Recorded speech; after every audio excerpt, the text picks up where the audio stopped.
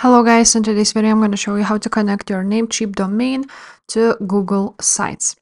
So when you are here on Google Sites, you want to click those settings right here, and here you can see the custom domains button.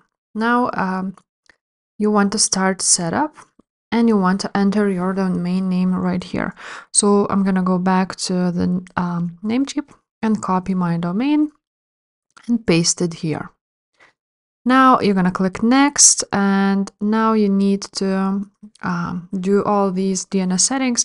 So you need to create a CNAME entry, and in the value you need to enter www, and in the destination you need to add this with the dot. So I'm just gonna copy this one, and let's go back to our Namecheap. When you are on your domain list, you can see here advanced DNS. Now I'm just gonna delete this record here, and now I'm gonna add a new record, CNAME record, www, and the target I just copied. And you're gonna click Save Changes. Now go back to your Google Sites and just click Done. And as you can see, the domain was added.